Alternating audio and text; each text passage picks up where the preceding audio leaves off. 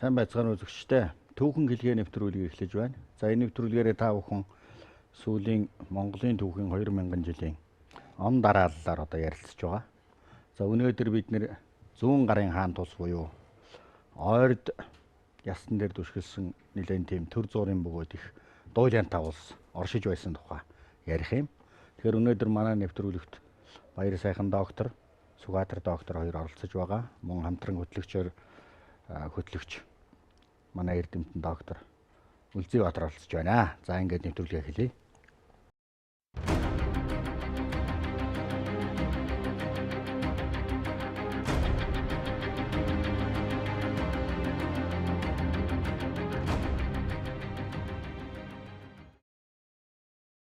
За манай монголчуудын түүхэнд тод улмөрөө үлдээсэн зүүн гарын хаан тулс гэж бий. Тэгэхээр одоо бид хэд зүүн гарын хаан тулс гэж ер нь хэдий вэс нэрлэгдсэн ямар орон зай байна вэ? Яагаад зүүн гар гэж нэрлэх болсон? Ямар хуу нутаг дэвсгэрт ямар угсаатныг хамарсан ийм олос тогтож ийсэн. Тэгээ энэ тухай одоо ингээд залуучуудаа тайлбарлахаас эхлэе. За. Ер нь зүүн гар гэж яагаад нэрлэв? Тийм, ойрдын дотоод бүтцтэй холбоотой нэрлэлтэй. Энэ зүүн гар улсыг бол одоо ойрд монголчуудын суурин дээр байгуулагдсан улс гэж үзэж байна. 17 дугаар зууны дунд хаваар ойрдод маш том их өөрчлөлт явагдсан. Тэр өөрчлөлт үйл заах ихэнх хасаас гэсэн өөрчлөлт явагдсан л да. Эхний өөрчлөлтийг бид нэр юу гэж харж байгааг нь ойрдод 1616 онд буддын шашин хүлээж авсан. Энэ бол маш одоо том дотоод нэгдэл одоо хийсэн зүйл. Бүр сурвалжид бичсээр Байгаус хаан бол энэ чуулганы ахлаач байхдаа бол яг 32 ноёдыг байлгаж хагаад нэг хөвгүүний өөрөө бол завьянтаг хөвгүнчилж аваад өөрийнхөө юмнаас одоо банд олгоод төвдөлгээд шашин авсан. Шашин авахдаа өр бодлохтой. Хоёр дахь нь бол 1623 онд Харгачин гахаа жил одоо алхын шолоо өвчтөе хийсэн дайн баг. Дайныг бол яг гахаа гал гахаа жил гээд 1587 онд гээд Убашунтайжин туужийг үндэслээ хэлээд байгаа юм л да. Энэ тэр 1587 оных биш. Өөр дайн байна. 1623 онд болсон дайн. Эсвэл сурвалж бичигдтэй тэр гахаа жилийн Махмуудыг буруу ütснээс болоод эргэлзээд байгаа юм л. Тэнд бол үндсэндээ зүүн Монголд буюу халах Монголд ойлголцож чадсан. Тэрнээс хойш ойрдууд ерөөсөө дотоодын асуудал болно, баруун талын асуудалд анхаарал хандуулсан л да. Тэгээд тэр алдарт нөгөө ижил мөрний тийшээ хийсэн том нүүдлүүд байна. Дараа нь төвдөд зам нээх зорилгоор, замаа чөлөөлөх зорилгоор 1637, 39, 42 онд их хэмжээнд цэрэг оруулж байна. Юм лөө төвдийн зам Хөхнүрт эзэлж байна. Яг ингээд ойрдын дотоод бүтцтэй өөрчлөгдсөн байхгүй. Нэг хэсэг хошуудууд Нурагчааны угаад Халимаг дөрүүдийн хэсгэд. Тэгээд ойрдын дотоод тэр 4 аймгийн том холбоо байсан. Уламжит холбоо, баяр сайхан сайн судалсан, баяр сайхны хэлнэ. 4 холбоон дээр суурилсан холбоогоо 2 гар болгосон. Тэр нь бол Цорс дөрүүдүүд нь зүүн гар. Хошууд хойдууд нь баруун гар.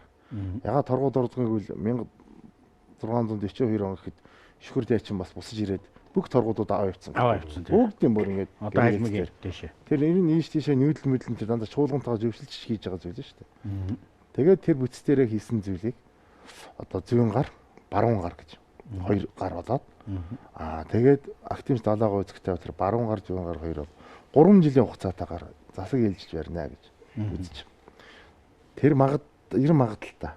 Харин тэгээд зүүн гарын одоо хүн тайжууд гэж байгаа. Баруун гар нь далаа дамаас авсан хан хэрэгмтэйг нь толгойлж байна. Тэр нь явандаа 1676 онд Галдан бошигтой зүүн гарын хүн тайж байхдаа баруун гараа буцсахад улсаа байгуулахаар ерөөсөд өөрийн ирэхгүй зүүн гар гэдэг улс болоо явцсан. Нутаг дэвсгэрийн хэмжээ бол одоо тухайн үедээ хаанаас хаа хүрж ирсэн байна. За зүүн гар улсын Ихэн үе дунд үедээ өөр байх л да. Тэгээ ер нь бол бидний үдснэр бол юу шүү дээ энэ 1538 оноос эхлээд эндсэндээ Моголистантай том дайны байдал байгаа. Тэгэхээр Моголистантай даймаа гэхээр одоо Тэнгэр уулын бис нутгийг л эзэдэн авах бодлого Алтан бис нутгаас хийсэн. За ингээд үндсэндээ бол энэ бис нутагт бодлогууд явсаар байгаад 17-гийн эхэнд бол үндсэндээ ойрдуудын эзэмшил бол Тэнгэр уулын бис нутаг болоод ирсэн байна. Ялангуяа элийн голын бис нутаг. Элийн гол бол Тэнгэр уулаас хойшоо болно. Баруун тийшээ гарч байгаа бүх ус бол элийн голоор орчиж байгаа л да. Тэгээ балхааш нурцдаг. Элийн голын энэ хөндий зүүн гарын мэдлэг байна. Алтаа нуруунаас ураг шивж байгаа Эрчис мөрний сав газар бол ойрдуудын мэдлэг байна. Эрчис хойшоо явж байна тийм ээ. Эрчис их хойшоо. Тэр бис нутаг 17-гийн эхэнд бол эдний мэдлэг байна. Одоо тэр тэдний эзэмшлийн бис нутгийн одоо хамгийн захын цэгүүд бол Таар хоттой байна л да. Тоболсгийн хажууд байна гэхээр одоо Сибирийн баруун Сибирийн мэсэлд ороод ирж байгаа шүү. Тэгээд Казахстаны тэр цөлч гэж манайдаг тэр говь нутгийн хойд талаар Эрчисмөрний сав газар руу өндөрлөж байна. Зүүн тал нь Алтан баруун сугаас. Алтаагаас эхлээд одоогийн нутгаар бол Хятадын Шинжаан мууж Казахстан улс. Тий. Казахстаны 50% энэ төргээд ингээд ерөнхийдөө бол Алтайн өвөр болоод баруун талын асруудам нутаг тийм ээ. Тэр галдангийн үе дээр бол газар нутгийн өөрчлөлт их өгцөн. Бүр төлсөн. Тэр бол шууд одоо уугрыг бүгдийг нь хожоо үедээ. Тэгэхээр Тэнгэр уулын уртлын тэр таармын элсэн зэл тойрсон тэр бис нутаг бол зүүн гарын мэдлэг. Тэгэхээр энэ газар нутаг маш өргөн болчиход байна. Тэгээд энэ Сүхбаатар багшийн хэлсэн дээр бас нэмж хэлэхэд 15 дугаар зууны дунд үе хүртэл бол бас энэ Хангаан нурууны баруун бие хүртэл бол ойрдууд нутгалж ирсэн мэдээ бол байдаг. Тухайлх юм бол 1554 онд дөрвөн ойрдын Хойд аймгийн ноён Мангат гэдэг хүн бол тэр хөнгөө завхан голын сагвазар нутгалж ирсэн. А энэ хүнийг бол тэр Төмдийн Алтан хаан орцсон утгатаас хунтайч нар бол удаадараа цогсон учраас цаашаага нүүдлээд бол мөн алтаад авч бүр тэр Эрчим мөрний одоо сая хэлж байгаа сав газар орын ганц модон гэдэг энэ лүү хүртэл бүр цаашаага дөрвж нүүж нутгалсан бол бас тийм мэдээ бол ийм холбоо байна. Жишээлбэл Дарвисангүдэн хааны үед Төмдийн Алтан хаан шахагдж Дарвисангүдэн хаан халах захарыг авч одоо бүрийн Хянганы нуруу халах голын тэрлүү одоо суусан. Тэгээд Хангай нуруу ерөнхийдөө бол хизгүү болсон. Тэр үед ойрдууд одоо илүү наашаага төрж суусан юм а гэдэг нь бас нэг юм мэдээ бий. Энэнтэй юм уялдаа бий одоо шинэ 1550-аад он гэж байна шүү дээ. Тийм. Тэгэхээр ерөнхийдөө яг хойдын түүхийг ингээд судлаад ингээд аваад үзэхлээр бол бас энэ яг Хангаан нурууны баруун бие тэр хөнгөө завхан голын саг газар бол бүр эртнээс нааш энэ хойдууд бол нутгалж ирсэн баримт олдоод байгаа юм. Судрын чуулган дээр болохоор тэр ариг бүх бол өөрөө хатан номгон гэдэг Хойд аймгаас гаралтай хүн байсан. Тэгэхээр яг ариг бүхийн үйл явцтай холбоотойгоор тэр ойрдуудыг захирж ирсэн тэр үйл явцтай холбоотойгоор гарч байгаа мэдээ нь энэ тис хол одоо энэ улаастай чигүстэй гол Хангаан нурууны баруун хэд гэдэг. Энэ газар нутгууд бол бүгдээрээ яг нь ойрдууд энд нутгалж ирсэн бол мэдээ гарч ирж байгаа. Энэ бүр уламжлаад тэр 16 дугаар зууны дунд үе хүртэл гараад харин тэрнээс хойшоо бол удаадараагийн довтлогооноор цаашаа бол шахагдсан гэсэн мэдээ бидэг. Зүүн гарын хаан тулс одоо яг хүчирхэг бүрэлдэхүүн тогтсон үеийг аль үе гэж үзэж байна. Одоо нэг очир цэцэн хаан энэ төр зогтөг үе мүй чинь аль үе дээрээ орох уу? Хамгийн хүчтэй үеийн зүүн гарын хаан тулс хэдийн үе вэ? За зүүн гарын хаан тулс бол ерөн судлаачид бол хоёр янзаар үздэг юм л да. Зүүн гарын хаан тулс 1635 онд байгуулагдсан гэдэг. Тэр одоо Залаатхны тэргүүтээ Орсын судлаач тэр он тоолол яваа. Тэр бас үндэслэлтэй. Юу гэвэл нөгөө ойрдын дотоодод маш том өөрчлөлт орлоо шүү дээ. Хошууд одоо урагшаан ихэнх нь модгтаа цөөхөн хошууд. Торгууд гэж том аймаг бол явчихлаа. Дөрөвдийн тал нь ингээд бүр явчихлаа. Хойдууд бол тэр үед хүчин бүрээ сул аймаг одоо баг байсан. Яг бол хойдууд ч ерөөсөө тэр хин чилжэн тэр Алтан хааны үеэс эхлээд л ерөөсөө шолоо ерөөсөө тэр 1730-аад оноос хойш энэ зүүн Монголоос ирсэн 9 удаагийн том довтлогон байна. Ерөөсөө Алтан хаан 2 удаа, Хотгоцтой зэцэн 2 удаа, Засаг тааны 1 удаа, Тишээ тааны энэ довтлын Автаас хааны Тишээ тааны тэр их довтлогоонууд ерөөсөө хойдыг чиглэсэн байхгүй. Тэр учраас хойдыг бол үндсэндээ бол одоо тэр ойрдын суурь чамиг байсан. Тэгээ нааталтаач байсан юм уу? Тэгээд бүс цогтой байсан. Одоо хотгоодыг үүсгэх гээд хойдууд оролцож байна. За тэгээ хөхнүүрлүүд тэд нар бас олзонд явж байна. Маш олон байдал. Тэгээд хойдууд чинь их ойр дотор байхгүй. Тэгэхээр зүүн гарт хэм байх гэхээр цорсууд байгаад байгаа юм л. Цорс тийш нүгэв. Тэгэхээр цорсын энэ улс төрийн том манлал түүхэнд 200 жилийн дараа гарчсан манлалыг судлаач тараад зүүн гар хаан тус шараад байгаа. Зүгээр бид нэрийг сонгодог онлоор Цорс ч өөрөө бас нөгөө зүүн гар талд нь байсан. тий. Голлох. Тэрийг бас зүүн гар хийдэг юм аа. Тийм. Хойд талтай байгаа. Цорс уу? Одоо манай зүүн талд гэхээр одоо Алтан нуруу тал удаад Тэгээ одоо алтан нуруу тал руу. хойд тэдний зүгээр бол нөгөө хойд тал нь зүүн цаг байхгүй. зүүн зүг тий. Одоо Баруун тал. төвд нь баруун төвд нь өмнө зүг биш баруун тал болохоор чи эсрэг тал нь хойд тал нь Хойд зүг нь зүүн гар, өмнө зүг нь баруун гар болоод тий. тий. 90 Нар манддаг тал нь Өмнө зүг. өмнө тэдний өөрсдөө өмнө Одоо зүг. бид нэр бол зүүн зүг шүү Тий. дээ. Нар манддаг. Одоо уус совдын Улаанбаатарыг өмнө зүг гэдэг байгаа байхгүй. Тий, өмнө зүг гэдэг. Нар Боломжтой. манддаг зүгээр. Тэрч байгаа зүүн гарын нэр байж магадгүй. Гэхдээ зүүн гарын нэрийг чинь бас сурвалжид байдаг шүү.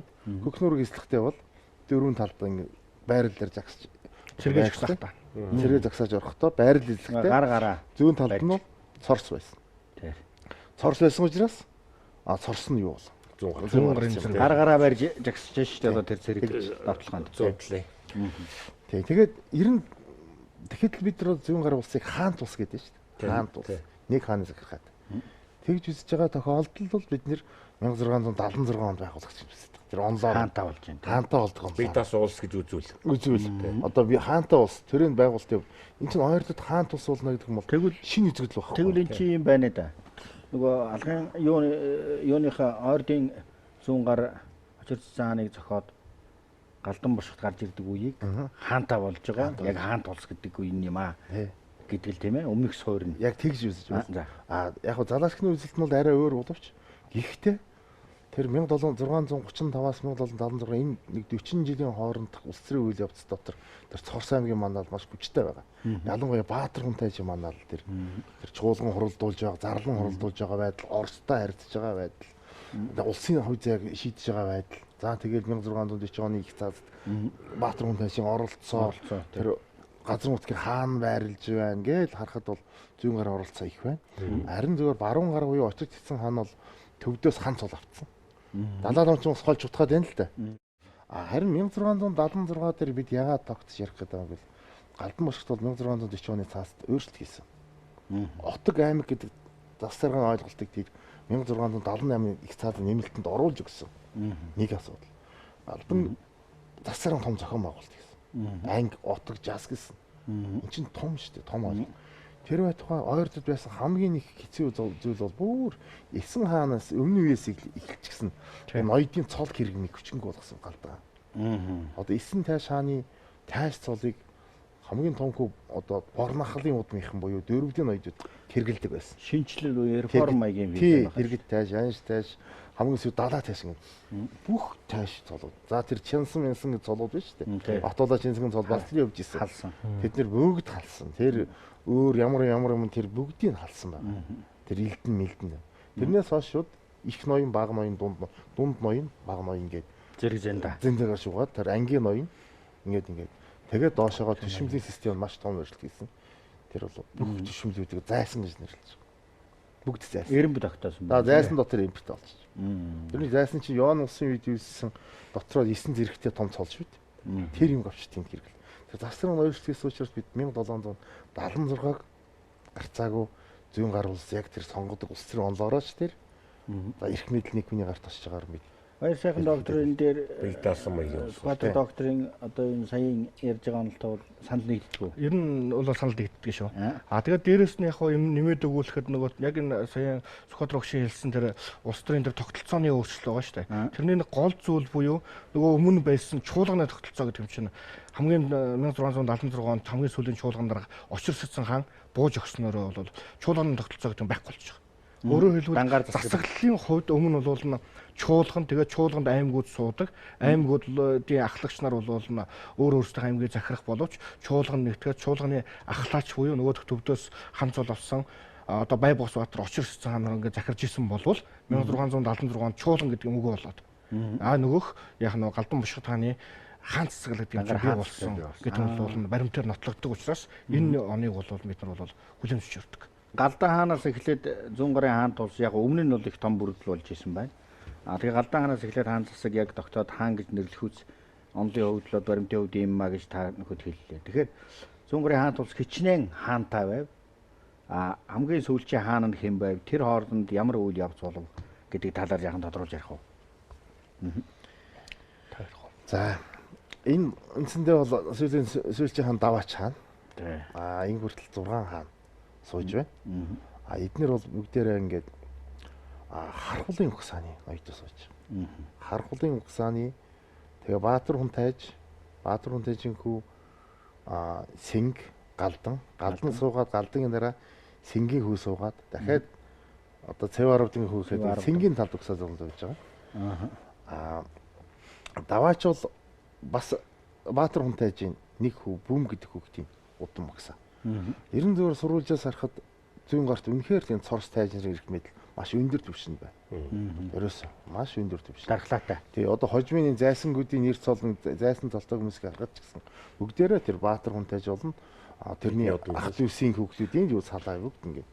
За бид Галдан мошг тааныг бол эндсэндээ 1676 онд суугаад нас орсон гэдгээр одоо 21 жилээр тийм ээ нэг үтж байна. Энэ бол үнэхээр зүүн гарын маш хүчтэй үе байсан. Одоо Манжин 1678 оноос. Тийм 1678. Энэ бол Галдан бол улс төрийн тэр юу ихтэй гадаад нөхцөлөд бид харах хэрэгтэй. Энэ үед бол үнэхээр дундад айзан авахаа байсан. Маш муухай байсан. Яагаад гэвэл маш олон тийм одоо тэр Бухарын хаан тусын тэр их задрал маш олон ханилаг тэр үнэхээр тэгээд Галдангийн ганц бодлого тийм шүү дээ. Ерөөсөө тэр чөлөө худалдааны зам руу бас орчихсон. Тийм үлээ. Тэгээ уугрыг эзэлж авсан. Тэгсэн. Уугрын Бухарын хотуудыг эзэлж авсан. Тэгсэн. Тэр Ингээл дагаад тэр замыг шилжүүлсэн. Хоёр дахь асуудал Галдангийнх бол ерөөсөө хойшоо Сибирийн асуудал Оростой харьцаж эхэлж байна. Оростой харьцаж. За гурав дахь нь Казахын асуудал. Казахын одоо зүүн гарын хоорондын харилцаа бол Хертнээс адилхан нийлүүлсэн ахуйтай газар нутгуудаа булаалдаг. Энэ бизнесийн асуудал. Галдан баруун талдаа асуудлаа шийдсийн дараагаар зүүн талд анхаарал хандуулж байгаа шүү дээ. Тэрийг бол бид нэр халахт гисэн дайн болохоор тийм тааштай байсан байна. Тэгэхээр энэ яг ингэж зүүн гар бие даах очир ерөн шалтгаан юунаас эхэлсэн үүдэлтэй байна. Тэгээ энэ яг хоо манай судалгааны бүтээлүүд ч байна, сурвалж их хэрэглэгдэхүүнд бичигдсэн зүйлүүд ч байна л дээ. Энэ яг зүүн гарын хаан тус байгуулагдах заавал ягаад ингээд нэг тусгаар улс байгуулад ингээд явах болов тийм ээ. Энийг бол бид нар зөвхөн нэг 100 жилээр юм уу 200 жилээр бас ингээд авч үзэж ярих нь бол бас учир дутагдлаа мэт байгаа. Өөрөөр хэлэх юм бол яг ойрд аймагуудын эхлэлийг тавьсан тэр ихний Дуваа сохрын 4% доноо догшин юмныг ирэх гэж байгаа шүү дээ. Энэ нөхдүүд маань зүүн Монголоос салан цухараас нөөсөн. Нэгдүгээр. Хоёрдугаар тал бол 1260 оны үед тэр ариг бүхийн тэмцлийг ойрдууд маш их идэвхтэй дэмжижсэн. Тэмж устраас бол Алтан нуруунд ирж болно. Алтан нурууны наад бий хангаан уул хүртэлх савгазран гэж нутаглан суусан. За мөн түүний дараа бол монголчууд уугуулмтаа бусч ирээд тэр 15 дугаар зууны үед бол баг 20 дахь жилийн дотор 10 эдгэн хаа цолгодоо тийм ээ. Хоорн нэгэ зөрчлийг хэсээд зүүн гарын их хааны нөлөө буураад эхлэхэд болно. Тэн дээр яг нөгөө Өөлд аймгийн цорс цогтнуудын нэр нөлөө бол өсч эхэлж байгаа. Өөрөөр хэлбэл энэ үеэс эхлээд нөгөө туурах тусгаар улсыг байгуулах, тусгаарлах энэ бодлууд бол явж эхэлсэн болов гэж бол харагддаг. Өөрөөр хэлэх юм бол тэр үг чишгаа үйж байна. Тэр Батуулаа чансны үйл ажиллагаа үйж байна. Тогоон ташин бол хэлсэн хүртэл байгаа шүү дээ. Чи сод богд эзний үр болвол би Сутай хатан хатны үр. Би бол эхийн талаасаа Чингис хааны алтан ургийн шууд ухсааны хүн мөн шүү. Энийг нь ч бол тэр хүү 9 тайшин бол бас яг энэ бодлогыг бол залгамжлаад 44-2-ын төрийг нэгтгэхэд өөрөө их хаан болсон байх жишээтэй. Тэгээд энэ чуулганы тогтолцоонд маань тэр 1437 онд тогоон ташин байгуулсан тэр чуулганы тогтолцоонд маань өөрөөр хэлбэл зүүн Монголоос аймагуд бол нэмэгдэж орж эхэлж байгаа. Торгууд, Хошууд, Баяд гэдэг энэ аймагуд нэмэгдэж. Ингэснээр энэ тогтолцоо маань явж байгаад өөрөөр хэлэх юм бол чанарын хувьд 17 дугаар зууны үе гэхэд яг туурах тусгаар хаан тус байгуулагдах түүхэн нөхцөл нь улс төрийн хувьд ч нутаг дэвсгэрийн хувьд ч нөгөө оюун сэтгэлгээ тийм ээ шашны нөлөөллийн хувьд ч гэсэн бүрэлдэн бий болж чадсан хар аяндаа бол яг нэг зүүн гарын хаан тус гэсэн энэ улсыг байгуулахад нөлөө үзүүлсэн болов уу гэсэн тийм дүр зураг бол ерөнхийдөө бол харагдаад байдаг. Одоо бид дөрөв чи ярьдгаар өөр 1206 оноос за бараг тэрнээс ч өмнө тийм ээ тэр олон утга хөшиг бол шинэ Монгол улс байгуулагдчих яхад үед энэ бодлогын үед чи эргээд тэр 1206 оноос өмнө хөрөг очиж байгаа шүү дээ. Тэр нэг бусаад яг тийм бодлоос юм руу очиж. Тэр үед нь яг Чингис хаан шиг нэг хүн ахи тоогож гарч чадсангүй л дээ. Галдаа энэ төргээд дэдэн өчрөх хүмүүс оролдлоо шүү дээ тийм үү. өндөргийн оюуны хүчирч гэдэг нэг орлогын бүтлэг болж байна. А гэтэл яг энэ дээр аваад үзэхээр тэр яг саяны Сүхбаатар докторын хэлдгээр тэр бүс нутгийн асуудал, тэр газар зүйн шинэ байрлал, шинэ орчин, шинэ нөхцөлд улс ахаад бүр тодроо томроод гараад ирэх нэг тийм нөхцөл бүрдсэн байлаа. Тэрийг одоо энэ нэг өрөндийн түүхчид босод яг тэр өнцгөөс нараж зүүн гарын хаант улс гэж бичээд байгаа шүү дээ тийм зүүн гар гэж тийм. Одоо тэрний ч үнслээ нэг газаг бацаг чи бас өөрсдөө түүхтэй холбох гэдэг тийм. Одоо Дундад Азийн түүхийн хэсэг бол одоо чинь Угрын түүх байна. Казахын түүх, Киргизийн түүх. За Бухарын хаант улсын эзэмшлээс улсуудын түүх. Ерөөсөө л одоо манайх манжи иргэшэл үе гэдэг шиг яг тийм үе. Жунгарын үе гэж шүү дээ. Казахын түүх ерөөсөө бүх юм жунгаар. Жунгаартай байлцсан түүх, эзлэгдсэн. Хариу явсан түүх. За бүр Киргизийн түүх бүр тийм. Киргизийн бүр туйл, манс туйл мөлийн одоо Сөрөг баатруудаа жунгарууд шүү дээ. Дандаа жунгарууд. Тэгэхээр энэ арт түмний түүх ойлгох хэрэгтэй байна. Тэр нөхдөд юу хийгээд байгаа вэ? Тийм ээ? Тийм. Тэгэхээр сая ярьжсэн тэр манай түүхч чинь энэ дэр бас сүүлийн ганцаарч юм л те. Зүүн гарын түүхийг зүүн талаас нь судлаад бас нэг дандаа зүүн талаас нь судлаад байдаг. Нөгөө талаас судлаа. Халах хоёрдын дайн талаас, байлдын талаас, сайн муу гэж хоёр талаас л үзээд байдаг. Энэ халах хоёрдын дайнд ч бас энэ зүүн гарт баг байдгүй шүү дээ. Хоёр дайн л байна. Тэр галдангийн нэг одоо галдхан байна. Тэр чинь галдангийн дуулахаас өнцгөөс нь ярил маш олон юм шүү дээ. Тэр чинь олон юм бол. За галдангийн дайн дуусчих тийм ээ. Дараагийн нэг дайн бол 1732 оны дайн. 32 онд тийм. Хэрний ягаад тэр галдан цэрэнгийн үед хийсэн дайн байвал ерөөсөө манжи эсрэг энэ халахтай хамт нийлж тэмцэл гэсэн зорилго байгаа шүү дээ. Загтал бичсэн байж тээ загтлаа. Бид бол Чингис хааны одоо өр хойч шүү дээ. Одоо манжи юм байхсгүй. Тэгэл Эрдэнэ зулуу 94 тэр 1732 онд яг 31 онд тэр ховдод суусан бархвал суусан тэрх манжийн одоо 8 жил суудсан том их зэрэг шүү дээ. Нэг 30 мянга, нэг 20 мянган зэргийг буц цогсон дайн байж тээ. Олгоо нур юу хотон хурганы дайн. Хотон хурганы дайн. Энэ дайн. Энэ дайны дараагаар халах руу цэрэг оруулсан явдлыг зүүн гарын одоо түүх харахад их хилцсэн байна хоорондоо. Халах руу цэрэг оруулаад, гурван замаа цэрэг оруулаад Эрдэнэ зулуу давталсан.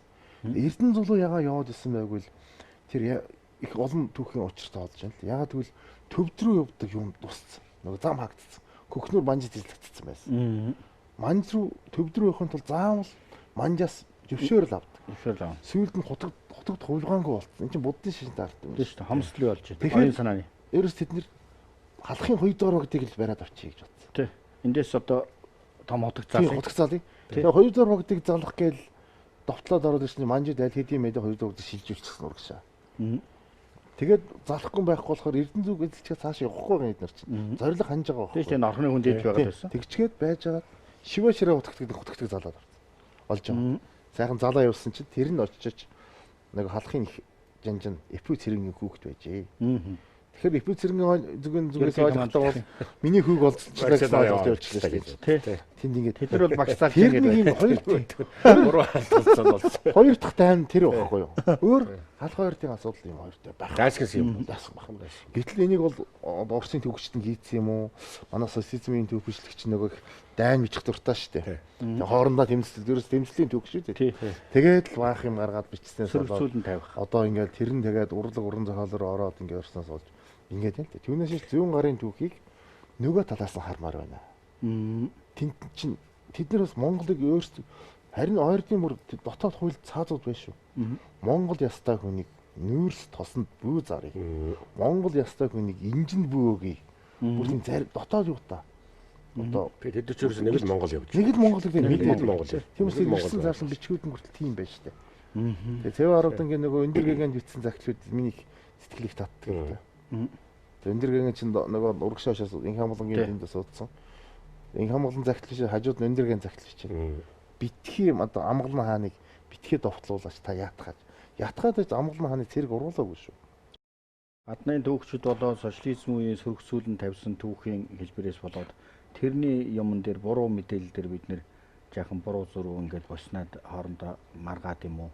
Жалгаа үзэл гаргаад. Тийм жалгаа үзэл гаргаад ингээд өргөн харах юм бол энэ өөрөө тэг санаа. Хоёр түүхчийн хэлснэг санаа их сайхан таалагдлаа. Өөрөөр хэлбэл зүүн гарын хаан тулсын тэмцэл буюу босож ирсэн түүхийг бол зөвхөн зүүн талаас нь хараад байх ш баруун талд нь гэж. Өөрөөр хэлбэл одоо Казахстан улс тэр Киргиз үзс чинь ерөөсө хамгийн том аюул хамгийн хэцүү хүнд үе чинь зүүн гарын давталгааны үе гэдгээр түүхээ бичээд байдаг. А бид монголчууд болохтой тэд нэртэй сөргөлдсөн тэр түүхийн асуудлыг ерөөсө судлаагүй. Тэгээ зүүн гарын хаан тулсын босч ирсэн шалтгааныг тэрнээс хайдгүй. Нэг тийм их дутагдал өрөөсгөл юм яваад байна да тийм ээ. Тэр одоо энэ сая багш нарын хэлсэн дээр нэмээд яг хэлэхэд бол бас энэ талцлал юм уу? Үнэхээр тийм байсан юм уугүй юу гэдгийг асуудал манайруу түүхчдийн асуудал болж байгаа. Яг тухайн үед улс төрийн ямар засаглал гэдэг юм уу? Ямар улс төрийн тэр уур амьсгал байна уу гэдгээс шалтгаалж нөгөө түүхчлэгийн бүтээлт мөн адил яг тийм байдлаар тусгагдсан болж өгч байдаг. Тэгээд тэрийг нь уншсан манай залуучууд гэдэг юм уу эсвэл тэр түүхчлэг хойж үйдэг бол бас нэг тодорхой хэмжээгээр буруу мэдээлэл өгөх байдлаар ингэж тархсан юм бол байж байгаа. Гэтэл нөгөө сая манай Сүхбаатар багшийн хэлдгээр нүд зүүн талаас судлаа гэд байгаа гэж учир нэгэндээ саргаж эхэлж байгаа. Одоо 1934 оны үед бичсэн бүрдийн буянжуулган гэдэг хүний бичсэн 4 үеийн түүхээ зохиолж байгаа. Гэтэл энэ зохиолчин бол яг л нөгөө нэг манжийн баримт түүх тийм ээ зүүн гарын бодлогын бичгээр тулгуурлаад нөгөө түүхийн асуудлыг ингээл гаргаад ирсэн. Тэр нь бол бас л яаж ийм нөхлөөрэ наанаас харсан. Тэрний тусгагдсан байдлаар л энэ түүх чинь яваал нөгөөх тэр дайн байлдаа нэг дэвргэх юм уу нэг жижигхэн тулааны асуудал байсныг нь ангич үүднээс тийм ээ өөр байдлаар харж үчих юм. Ийм түүхчлэгийн асуудлууд маань эргээд нөгөө зүүн гарынхаа түүхийг эргэж харахгүй болохгүй.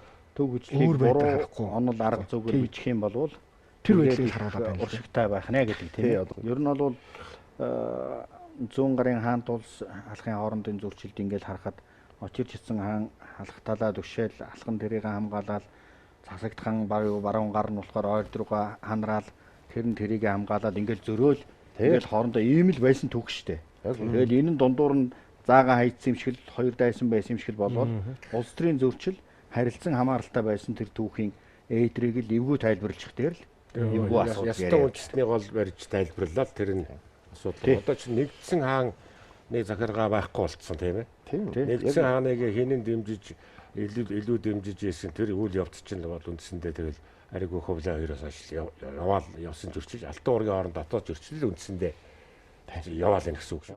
Одоо бид нэр тэр уугурын нэг том түүх чинь бичсэн. Уугур зүүн гарын харилцааг номыг энэ жил гаргах гэж байна. Тэр маш сонирхолтой ном байна.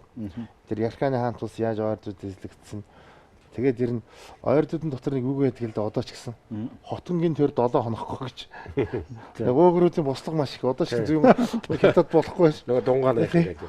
Дунгаан нь өөрч цагаан махаа. Яг уугурууд нь тэр яг цэвэр одоо хотон уугурууд эднэрийн бослого зүүн гарын үед ч одоо зүүн гар ямар их зовлонтой болж байсан юм бэ тэр. Дотроо нэг уугрын дотроо байна штэ. Биц дотор нь орцсон байгаа байхгүй. Тэгээд тэдний байнга бослого гаргав. За Казахын довтлого Казах тэр зүүн гарын харилцаа чинь их ээдрээтэй шүү. Тэр одоо галдан чин Казахыг ер нь анх маш сайн одоо шахаж эрхэндээ оруулсан галдан мөшгт юм шиг. Тэр үуч одоо Казах гэдэг чи одоо яг ямар хуу байх ордууд юм бэ? Ер нь бол баахан ордууд байна. 16-гийн төгсгөл 17-ийн эхэнд Казахын тэр Тавка хаан гэж том хаан гарч ирсэн шүү. Тэдний нэг нэгтгсэн Тавка. Галдан хэл нь бол юу вэ? Казах хэл. Казах хэлээр ярьдаг байсан. Тавка хааныг бол галдан бол довтлоод хүүхдүүдийн олзолж аваад далаа ламд өргөч гисэн байна. Тийш илгээц. Тэгээ далаа ламд очиод яг хааж гэж буцааг Казахч буддын шашин дэлгэрүүлгийг оролцсон байна. Казах тэгж яхад яг Москва аваагүй байсан. Тэгээд сүүлд Цэв арвд нь Казахуудтай маш найрамдалтай болохын тулд Тавка хааныг далаа ламынхаас авч ирээд 500 сэрэгтэй хөргөж өгсөн байхгүй. Тэгээ харин яа гэсэн чинь нөгөө тал нь бослого гаргаад тэгээ 500 зэрэг буц цогч гисэн. Алч гисэн.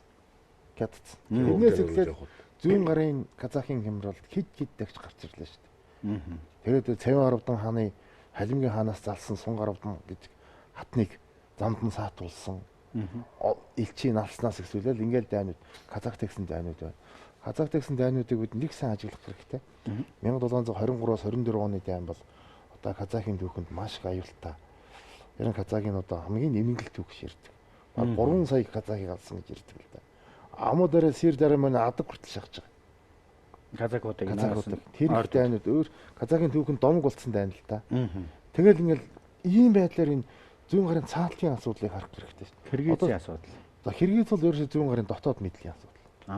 Ерөөсөө дотоод отог дотор орж байгаа. Өөр нэг сонирхолтой юм байдгийн баяр сайхан доктор Тайр энэ талаар мэдээлэл өгдөг болов. Зүгээр би юу шиг хууч яриан сонссон зүйл. Цэвэн 10 дэнгийн товтлон Хямлаа нурууг давж исэн юм гэн Непал руу товтлох гэж исэн, товтлж исэн ч гэнэ үү. Ийм нэг тийм сэжин байна энэ төр гэж хүн хэлж исэн. Тэгэд би бол гайхаад өнгөрсөн. Иймэрхүү сураг байна. Тэр чинь алдарт одоо Америкийн цэргийн активд судлагддаг юу штэ. Сэдв штэ энэ чинь. Тийм үү? Америкийн цэргийн активд судлагддаг хоёр сэдв байна штэ. Эсрэг хааны Энзүн хааныг барьсан 20 мянган цэргээр 500 мянган цэрэг. Тийм Энзүн хаан. Тэрний тактик бол ерөөсөө юу байхгүй юу? Өсгүүгээр төлөвлөлтсөн. Уснаас нь одоо ядраацсан. Өсгүү газар бэлсэлсэн асуудал. Тэр нэг тактик. Одоо ч цэрэг дагаад байдаг тактик шүү дээ. Нөгөө нь бол Цэвэравдан хааны үед нөгөө хөхнөр манжид эзлэгдсэн учраас хөхнөрөө дамжид ерөөсөө төвдөр урд ганцхан хаалга байгаа шүү дээ. Тэр хаалга хаагдсан. Тэгэхээр энэ тэр 6000 цэргийг олон жил сарлагын махаар тэжээж домогд бас байна тэр чинь. Тэгээ тэр одоо энэ итгэн хойтын Ладактайгүр даваад. Ладакаар газар гуугаад тэгэд ингээд даваад. Тэнд маш их нутгийн яриагаар тийм шүү дээ. Эскийг хэрэгэлсэн. Тэг яагаад эскийг хэрэгэлсэн? Эскийг ачиж явсан. Гэрээ эсгэж шүү дээ. Нөгөө хатан авцар морь малаа буулгахдаа эсхий тавьж ээж ингэж буулгадаг. Тэгээ төвдөг хойтлоос нь довтлсон. 2 жил тэнд том өөрчлөлт. Тэр дандаа геополитикийн бодлого. 90 гарын бодлогыг төвдөд хийсэн тэр дайн маань ерөөсөө тухайн үеийн бүс нутгийн асуудал шийдэж болсон шүү дээ гар. Өөрийн гамиг авч зүгээр жижиг улсаар ерөөсөө ягаад гэвэл энэ залаатхны саналч тийм байна. Моисевч гэж. Тэр энэ ямар улс байсан бэ? Ойлгохгүй түүхийн битсэн мөртлөг. Хэдэн үнэтэй байсан бэ? 5 зүгтэй дайсантай. Хойдолтой Оростой. Их хэмжээний цэрэг суулгав. Тэгэл үзэл улс хаалаад яваа. Одоо халах манж дэлгэцсэн учраас Бархөлд 30 мянга манжууд байн суулгаж штэ. Тийм штэ. Ховдод 20 мянган цэрэг суулгаж штэ. Тэрний өмнөөс бас тийм хэмжээний цэрэг суулгана да. Тэгжээ. За тэгээ уугрын босдох тэмцэл. Цаатлын тэр Казахын асуудлууд. Тэгээ тэр Бухарын тэр Самарканд, Ташкентын чиглэлд явуулж байгаа цэргийн бодлого. Тэр талсын олон хэмжээ. Одоо яг л тэр нэг монголчуудын оршин тогтнохын төлөө тэмцэл 1206 оны 1600 одоо 19 20-од оны үеийн тэмцэл ахаал 5-600 жилийн дараа л яг зүүн гар дээр давтагдсан асуудал. Тэр хөвгт хөрөлцөхгүй нэ хүн байсан уу? Тийм байсан. Хэн бэ энэ зүүн гар? Энэ хүний тоон ойлгохгүй хэдэн сая байсан уу яасан. Тийм судлаачдын таамаглал судалж байгаадын гараад ирэхэд гайхаа шүү дээ. Судлаач одоо нэг газар зүүн гарын бүх талд нь цэрэг барьж цэрэг хүч байрлуулчихлаа шүү дээ. Түүх хүч гэвж шүү дээ. Тэр ойлгохгүй болоод байгаа. Дагаад баримжаагаа тооцох дээр. Тэр нь зүүн гарын тэр уналтанд бол манжууд бол ерөөсөө тэр 1724-өөс тэр 32 онд суулгасан 8 жилийн их цэрэгдээ цогцсон шүү дээ. Хурганы тэр гайхалтай тулалдаан болсон. Тэр тулалдаан цогсон дараагаар манжийн зүүн гарын талаар явуулах бодлого 100% өөрчлөгдсөн байна. Тэр цэргээр биш юм байна. Эднийг үнхийн хүлээх. Ерөөсөө л дотроос. За тэндээс хойш явуулсан элчнэр бүр заримдаа тэр дотоод нь хуурамч загталт цэвэн гарууд нь их цэвэн гарууд нь баг цэвэн гарууд нь цэрэн дондуугаар загтал бичүүлээд манжид явуулсан байдлаар тэргийн хил дээр баригдсан хов утгсан байгаад дандаа хор найруулсан. Тэгэл ерөөсөө зүүн гар тэрнээс хойш дотоодын хардлага сэрлэг туул тохирсон. Дотор нь хор найруулсан. Ерөөсөө хор. Дараа чинь тэр хаадын бослого тэнд хоорондоо нэг дан зайсангууд хоорондоо дандаа тийм ховжив яриагаар утгасан. Ерөөсөө тэр дагаж тэр манжаас үссэн элчнэр маш их тийм олон одоо тэний нэг элчийг дагсан маш олон дагалтууд очино. Тэднэр нь сайхан хувц сонортой амьдсан. Хуучин галдан үед олзлогдсон хүмүүс очино. Эд мөнгөөр хоорондоо очино. Тэгээд яа та нар ямар хувь байна? Асуунаад бид цахар гэдэг газар байна. Ёстой жаргаж байна. Тийм учраас 1720 тэр санаагаар нууруулаад. Тийм 1750-аад онд чинь дагаар ус анхны аймагуудын захидал тийм байгаа шүү дээ. Биднийг цахар гэдэг газар суулгануул гэдэг байгаа шүү дээ. Тэр мэдээгүй. 3 сэрнгийн юунд өөрөө 3 зэрн амар санаа бүгд цахар гэдэг газар суулгануул гэдэг. Тэр чинь нөгөө жаргалын орон тэнд байнгээ сонсчихгүй юу? Утган өмнөлт явуулж нэг.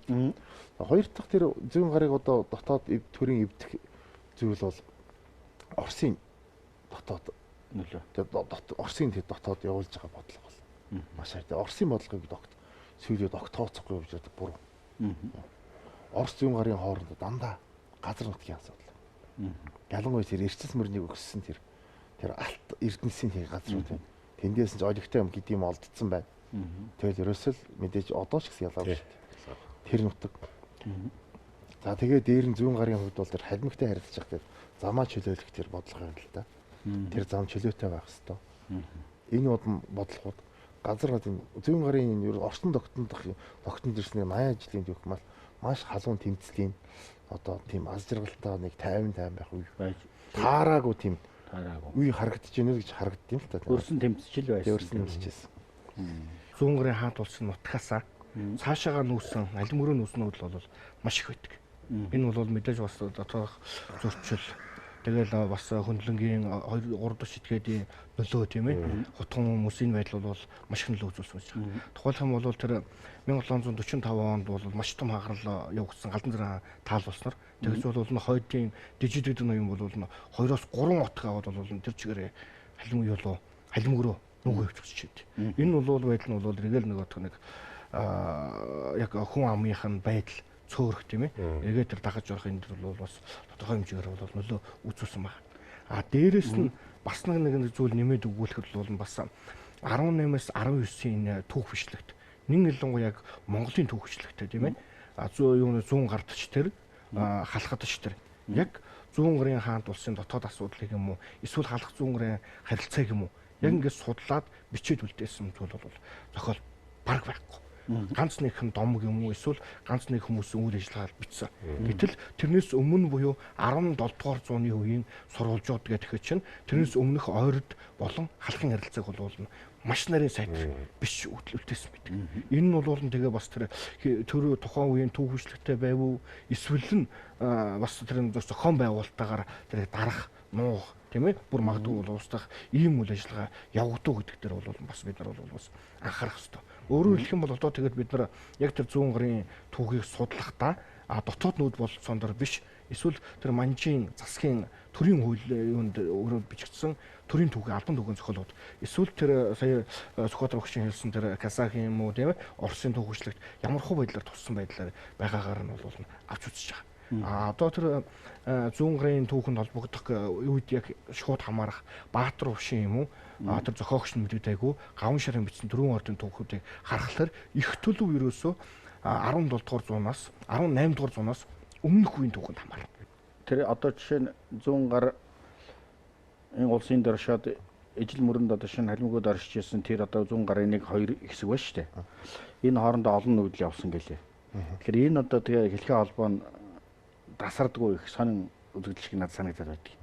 Жишээлбэл 1910-ад оны үед хүртэл одоо Шинжаанд амьдарч байсан Ялганбаатар сумьягаас ахгуулаад ер нь халимг руу явъя гэж явж байгаа л Монгол руу ингэж тойрч орж ирсэн шүү тийм ээ.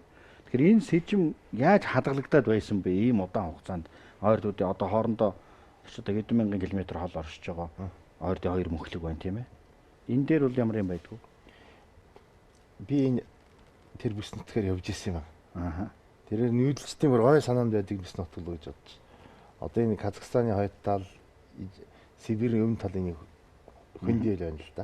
Хонгол гэдэг юм коридор тий. Одоо яг л зээр давхсан нэг юм нүүдэлтэй яваад байхад ерөөсөө нүүдэлчд тэргээл яваад идэв. Тэрийг бараг нүүж байна ч гэж заримд бараг ойлгохгүй шүү. Эртэн цагтаа. Амжиргаал энд явж шүү дээ. Энэ нүүдэлчдийн тэр их том нүүдлүүдийг их жирийнээр бас төсөөлдөг. Ягаад гэвэл тэр халимгийн тэр 10 жир гэдэг ноён бол төвдөд мөргөл үлдэхээр гэр бүл хүүхдүүдтэйгээ малаа туугаал гараад ирж байна. Нүгэл хаашаа яваад л ингээд мөргөлдөж мөргөчгөөл буцаад л явж чинь тэр чинь. Тэнд бол нэг их амар их хүчтэй нүүгээд ах юм бол зүгээр улирлын хайсаар ингээд тэр нүүдэлчдийн юуг бол тэг талаас гарах хэрэгтэй мэл. Зүүн гараас ижил мөрөнд нээсэн эндсэндээ том нүүдлүүд бол 9 том нүүдэл байна. Ижил мөрөөс наашаа чиглэсэн 4 том нүүдэл байна. Тэгэхээр энэ зүүн гар халимгийн дотоод энэ хоорондын худ уургийн улс төрийн харилцааг бол бид нар маш сайн судлах хэрэгтэй. Хооронд нь одоо ямар бас л түүх хүчтэй дайтуулчих гэдэг үзээд байгаа. Тэр болохгүй. За тэр зүүн гар болон тэр хөхнүүхтэй хошуутын тэр хоорондын холбоо бас сайн арах хэрэгтэй. Бид нар бол ерөөсөө энэ анханасаа 1600 тэр 30-аад оны 4 ордын чуулганы шийдвэр одоо их улс үндэстэй тийм бодлого явжээ. Тэр нь 120 20 30 жил үргэлжилсэн зүйл. Энэ хугацаанд тэнд торгуу таант ус гэж ижил мөрөнд байгуулагдаад, энэ зүүн гараг ус байгуулагдаад, энэ хөхнөөрт хошууд улс гэж том байгуулагдаад, энэ чинь Монгол угсааны улсуудын байгуулсан том улсууд шүү дээ. Тэрийг бас тэр өнцгөөс мэд хармаар байна. Дээр нь бас бидний зүүн гарын түүхийг харж байхад бол энэ эдгээр улсуудын холбоо хамаарлаас гадна энэ зүүн гар бол халах Монголтойгоо маш их нэгт холбоотой байсан шүү. Монголын зөв бидний судалтыг мэддэг гутагт хуулгаа тэгээд нэг нэр намтран тодорхой хэдэн хүмүүсийг тийм ээ Өндөргээгийн Занбаазар одоо Ламингийн усан дандан жандсан Заявандтай усан хэрлэлээр харахад ихийн талд дандаа одоо халахын үед за зүүн гарын хит хитэн хошууд болон цорсын хит хитэн ноёдууд дандаа халахаас утна. Энэ чинь зүүн гарын тэр манж их том дайнаас зүгээр энэ бараг л ингэ байдаг зүйл одоо нэг хэлбэрээр авч үзэж болохгүй маа тийм ээ. Хоорондоо нарийн. Тийм их сайхан талбайтай байх л орлоо. Нэгдсэн одоо Монгол үндэстнүүдийн тархан суурсан ч гэсэн улс төр шашин талаар одоо хутагт хувилган харилцсан залах тийм бүхэн ингээ хуушин яваад байна шүү дээ. Яг ийм бодиттой түүх байсаар байтал заавал дундуур нь хил тогтоох гэдэг хэрэггүй гэж байна. Цаглах байдал өөр байсан юм шиг. Манжуулч гэсэн энийг сайн анзаарч байгаа шүү дээ. Өөр Монголыг эзэлж аваад ямар ч ноёныг алаагүй шүү дээ. Нэгдэн хааны хойцсыг бүгдийг ингээл яг хөө ингээл тэжээгээл яваад халахыг эзэлж аваад ингэчгээл тэгэл юм болж л байлаа. Халахаас ял шийтгэл гаргасан ноёдуудыг тушаал ууруулна ингээд тэгэл тэгж байгаа л эцэг өвгдийнхэн байгуулсан гавьяа гүнзэлтэй захаа гаргаа тавьчихна. Гэтэл 1755 онд зүүн гарын хаант улсыг манжид эзэлж авангуудаа яасан бэ? Ерөөсөө өөр дурын хүнийг алдаг. Өөр алдаг яддаг. Тэгэхээр Монголын усгаас тогтнолын сүүлийн голомт зүүн гар байсан. 140 мянга гарын хүн гэдэг лөө. Ер нь ядлагд орчихсон. Зүүн гарын бослогын яруу судлаачдыг олон тоо хэлж байна. Энэ зүүн гарын хаант улсыг манжин албан баримтанд 600 мянган хүн байсан гэж байгаа шүү дээ. Тэгээд тэндээс үлдсэн нь бол нэг 100 гаруй мянган үлдээд бусд нь байхгүй байна шүү дээ. Тэгэхээр би хядлага гэж үздэг юм бидний судлаач чинь.